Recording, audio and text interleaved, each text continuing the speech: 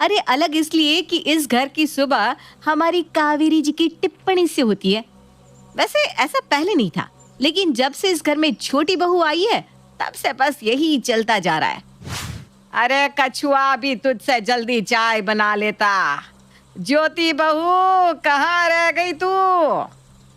आ गई माँ जी, आपके लिए बिस्किट ढूंढ रही थी बस। अरे बिस्किट क्या हिमालय पर्वत से लेने गई थी जो इतनी देर लगा दी है? यहाँ मेरे होठ सूख गए चाय के लिए। अरे अब इतनी भी कोई देर नहीं हुई है माँ जी, क्या आप भी ना? अरे ज्योति बहू, तू कछुए से भी रेस लगाएगी ना तो वो भी पहला नंबर आ जाएगा। अरे जरा दिव्या बहू को देख, खरगोश जैसी फुर्ती है उसमें, और तुझसे उम्र में कितनी बड़ी भी है, 15 साल का बेटा भी है उसका। फिर भी मजाल है जो काम में इतनी सी भी लापरवाही हो उससे। अरे माँ जी, मैं भी तो अच्छे से ही काम करती हूँ, पता नहीं आपको ऐसा क्यों लगता है कि मैं ढीली हूँ। अरे ना ना, ढीली नहीं है तू तो, घड़ी की वो सुई है जो सबसे धीरे धीरे चलती है। अरे माँ जी, क्यों सुबह सुबह ज्योति को सुनाने लगी? ये चाय मेरे लिए आधे घंटे बाद लाई है और अब देखो चाय भी ठंडी हो गई है। कोई बात नहीं माँ जी, मैं आपके लिए दूसरी चाय बना देती हूँ। देखा कितनी फुर्तीली है तेरी जेठानी, जवाब देने में भी वक्त जाया नहीं करती। जा जा दिव्या बहू, तू ही बना ला चाय, इससे कहूंगी तो दूसरा जमाना आ जाएगा तब तक। माँ जी मैं ही बना लाती हूँ। तो देखा आपने कैसी होती है अग्रवाल परिवार की सुबह। कावेरी की सुबह ज्योति को कछुआ बुलाने से शुरू होती है और फिर दिन होते होते वो सुस्त बिल्ली तक पहुंच जाती है। हाय राम, मेरी तो भूखी मर गई है। अरे ज्योति बहू, रोटी आज ही मिलेगी या उसके लिए दूसरा जन्म लेना होगा मुझे? लो बोलो, इससे तो जवाब देने में भी आधा घंटा लग जाता है। अरे रोटी ही बना रही है बहू या कोई यूरोपियन रेसिपी खोजने में लगी हुई है? बस 2 मिनट माँ जी, अभी आई। अरे क्या हुआ माँ, इतना चिल्ला क्यों रही हो? गला बैठ जाएगा तुम्हारा। अरे गला तो मेरा बाद में बैठेगा, पहले तो मैं रोटी के लिए बैठ बैठ के ही सूख गई हूँ। अरे ला तो रही है माँ रोटी, तुम्हें तो पता है उसे थोड़ा वक्त लगता है, और तुम्हें कौन सा अभी अमेरिका जाना है?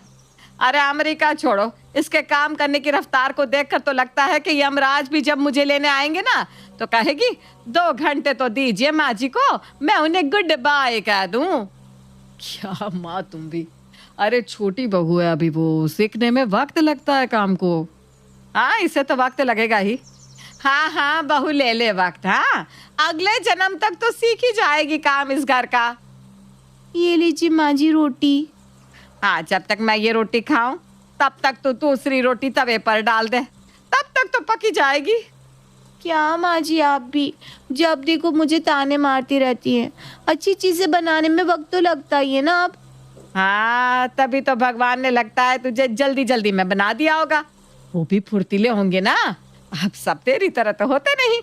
देविया बहू को देख, अभी घर का सारा काम किया, फिर अपने बेटे को ट्यूशन छोड़ने भी गई है, फिर आकर शाम का नाश्ता भी बनाएगी, तब तक तो तुझसे बस रसोई ही साफ होगी। माँ जी अब ये सब मैं जानबूझकर तो नहीं करती, मैं भी अच्छे से ही काम करती हूँ। अरे माँ क्यों उसके पीछे पड़ी हो, वो कर तो रही है ना काम। जाओ ज्योति तुम अपना काम करो। काम तो वो अपना पूरा भी कर ले, यही बड़ी बात है। सुस्त बिल्ली जैसी हो जाती है वो उसके बाद। ज्योति की सुबह और शाम तानों से भरी पड़ी रहती थी, क्योंकि कावेरी की नज़र में दिव्या की उम्र ज़्यादा होने के बावजूद भी उसका काम हमेशा ही फुर्तीला रहता था, जबकि ज्योति बहुत ही काम में ढीली सी पड़ जाती थी। इसलिए वो हमेशा ही कावेरी के तानों का शिकार बनी रहती थी। हाँ भैया बस चलते हैं, ज्योति आ जाए, वो तैयार होने गई है ना। हाँ हाँ भाई आराम से बैठ जाओ सब, अभी 1-2 घंटे तो लग ही जाएंगे ज्योति को तैयार होने में। चलिए मैं तैयार हूँ। देखा कितनी जल्दी तैयार भी हो गई, और कितनी अच्छी तरह से साड़ी पहनी है दिव्या बहू ने। लगता ही नहीं कि उसकी उम्र 37 साल की है, अभी भी 27 की लगती है।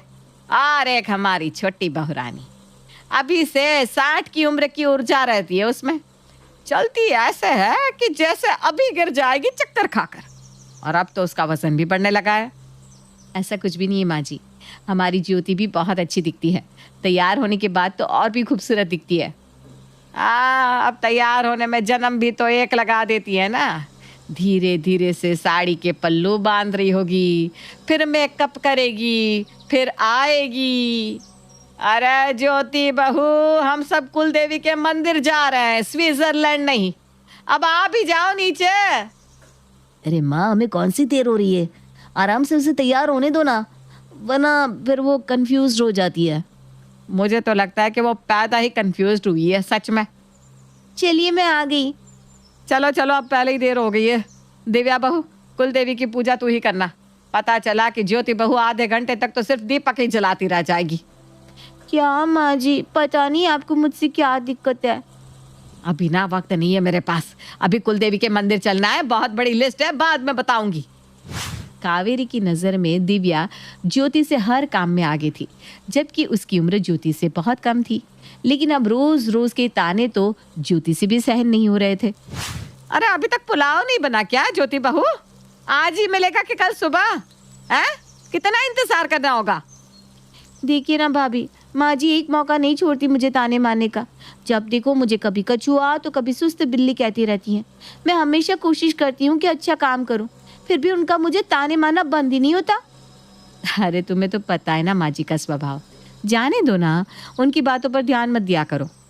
पर भाभी रोज रोज वो मुझे अलग अलग ताने मारती रहती हैं, कभी कुछ कहती हैं कि देखो दिव्या को देखो, तुमसे कितनी बड़ी है फिर भी कितनी फुर्तीली है। भाभी, मैंने कभी किसी काम के लिए मना नहीं किया, लेकिन हर बात पे उन्हें ताने मारने जरूरी है क्या? मैं समझ सकती हूँ, अगर मैं तुम्हारी जगह पर होती ना तो मुझे भी बुरा लगता। अरे क्या हुआ, बन गया पुलाव की नहीं कि पड़ोसन के घर जाऊं खाना खाने? तुझसे इतना होगा कि तू इस खटिया को छोड़ के पड़ोसन के घर चली जाए। अरे चाची जी आप? हाँ, बहुत दिन हो गए थे, सोचा अपनी देवरानी से मिल के आते हैं, तो बस चले आए। चाची जी अब बैठिए, मैं आपके लिए पुलाव लेकर आती हूँ। आज ही लेकर आना। ताने मारे बिना इसका खाना हजम नहीं होता। ज्योति बहू तू पुलाव लेकर आ, फिर हम चारों बैठ कर ना खूब गप्पे लड़ाते हैं। ठीक है चाची जी। शीला के आने से घर का माहौल खुशनुमा सा हो गया था। शीला इस उम्र में काफी सारे काम कर लेती थी, जिसे देखकर दोनों बहुएं शीला से काफी प्रभावित हो गई थी। माँ जी आपको पता है आज चाची जी ने क्या मंदिर सजाया है, और तो और सूखे मेवे का भोग भी बनाया है। अरे भाभी, आज सुबह तो चाची जी उठकर योगा भी कर रही थी और उन्होंने सारे गमलों को पानी भी दे दिया। मुझे तो ऐसा लगता है कि आपके वक्त में तो माँ जी और आप मिलकर जल्दी से काम खत्म कर लेते होंगे, है ना? क्या हुआ चाची जी, आप हंस क्यों रही हैं? अब अरे दीदी की तो आदत है मजाक करने की। अरे हम ऐसे ही नहीं हंस रहे हैं, हम दोनों मिलके काम नहीं करते थे, तुम्हें पता नहीं। तुम्हारी सास तो इतनी कामचोर थी कि कोई काम ही नहीं करती थी, हमेशा ही बिस्तर तोड़ती रहती थी और सासू माँ की डांट फटकार सुनती रहती थी। अब जी चुप भी करो ना। अरे क्यों, अब शर्म आ रही है क्या? उस वक्त तो इससे कोई काम नहीं होता था, कभी यहाँ दर्द कभी वहाँ दर्द। लेकिन एक बात कहनी पड़ेगी कावेरी, तुझे ना दोनों बहुएं बहुत अच्छी मिली है। पर क्या है ना, कुछ लोगों को अपना अतीत याद नहीं रहता, इसलिए दूसरों को ताने मारते रहते हैं। क्यों कावेरी, सच कह रहे हैं ना हम? अब हाँ वो बस हम। आप क्यों जवाब देने में इतना समय लगा रही है? कहीं तू भी कछुआ तो नहीं बन गई? अरे वो तो हम धीरे धीरे काम करते थे ना जी, इसलिए बस हमारी सासू माँ हमें सुनाती और फटकारती रहती थी बस। तो हम भी तो वही कह रहे हैं कि सबके काम करने का तरीका अलग होता है। तेरी बहुएं हीरा है हीरा, इनकी कदर कर लिया कर, समझी हमारी कछुआ देवरानी जी। अब अरे ज्योति बहू जा, सबके लिए चाय बना ला, और सुन कोई हड़बड़ी मत करना, आराम से बना लाना, हम सब यही हैं। हाँ ज्योति बहू, रेस चाहे कोई भी हो, जीत तो कछुए की ही होती है आखिर में। थैंक यू चाची जी यहाँ आने के लिए। अरे मुझे भी तो मौका मिल गया अपनी देवरानी को सुनाने का। विवेक पारुल को सब कुछ मानता। उसे तो ऐसा लगता था कि पारुल जैसी लड़की ने उससे शादी करके उस पर इतना बड़ा एहसान कर दिया है कि पूछो नहीं। वहीं पारुल भी विवेक की इस बात को समझ जाती है और विवेक पर अपना हुक्म चलाना शुरू कर देती है। क्यों गए थे तुम उस पड़ोसी को अपनी कार में बिठाकर उसके बच्चे के स्कूल में? हाँ बोलो। अरे पड़ोसी नहीं, वो यार है मेरा बचपन का। अरे अब तो हम दोनों की शादी हो गई, वरना मोहल्ले वाले तो कहते थे कि ये दोनों दोस्त ऐसे हैं कि साथ ही ना रह जाएं ये दोनों बिना शादी के। अच्छा, मतलब वो इतना प्यारा था कि मुझसे शादी ही नहीं करते तुम, क्यों? अरे कैसी बात कर रही हो, तुमसे शादी करके तो लगता है कि मेरा जीवन सफल हो गया। भगवान ने मुझे मेरी औकात से ज्यादा ही दे दिया। पता है, किसी की बीवी इतनी प्यारी, सुंदर, पढ़ी लिखी और टैलेंटेड नहीं है जितनी कि तुम हो। हाँ हाँ ठीक है, लेकिन तुम ज्यादा भी गुस्सा मत करो अपनी दोस्त की लाइफ में। अब देखो मुझे अच्छा नहीं लगता, तो हो सकता है कि उसकी बीवी को भी अच्छा ना लगता हो। और देखो तो कितना पेट्रोल फूंक दिया तुमने फालतू में उसके बच्चे के स्कूल जाने में। हाँ?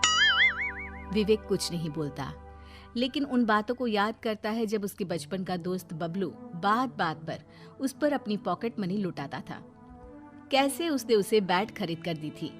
कॉलेज की फीस जब विवेक ने खो दी थी तब बबलू ही तो था जिसने अपने गले की चेन बेचकर उसकी फीस भर दी थी, और आज वो 50 रुपए के पेट्रोल के लिए सोच रहा है। अरे किस ख्याल में खो गया है? हाँ बोलो। अरे कुछ नहीं, बस ऐसे ही। तुम बताओ, शाम को चलते हैं कहीं घूम कर आते हैं। अरे वो ना, तेरी बुआ बुला रही है बेटा, तो शाम को और कहीं नहीं तो अपनी बुआ के घर ही हो आओ। सास ये कहकर चली जाती है। कौन सी? वो चौक वाली तुम्हारी बुआ? बुरा न मानना, लेकिन मैंने देखा है उनको कैसे मेरी झोली में 2001 रुपए डाल गई थी। पूरा परिवार आया था। 1000 रुपए थाली का भी हिसाब लगाओ तो 4000 होते हैं, और दिया क्या 2000? मैं तो ना जाऊं, पता चले मिठाई भी ले जाऊं और फिर इन लोगों का घर आना जाना शुरू हो जाए। अरे बुआ ने तो माँ को पहले ही पैसे दिए थे, 50,000 कपड़े लेने के लिए। वो तो खाली हाथ मुंह नहीं देखना था, इसलिए 2000 ऊपर से दे दिए। अरे ये क्या बात होती है यार? मेरी माँ ने और मौसी ने तुम्हें याद है कितने दिए थे? याद है? बोलो ना। हाँ 100 रुपए, उसी से तो हम लोगों ने पानी की बोतल ले ली थी। वैसे छोड़ो ना यार, ये सब क्या बात कर रहे हैं हम लोग। अच्छा, जहाँ तुम बोलो वहीं चलते हैं बस। उसी मोहल्ले में पारुल की दूर की चाची की बेटी की बुआ सास रहती थी। पारुल विवेक को लेकर वहाँ चली जाती है। पारुल, ये मोहल्ला तो बुआ का ही है, वो देख लेंगे तो बुरा लग जाएगा, जल्दी चलो। अरे चल रहे हैं ना, लेकिन शादी के बाद पहली दफा आ रहे हैं तो जरा मिठाई वाले के पास से मिठाई तो ले लो।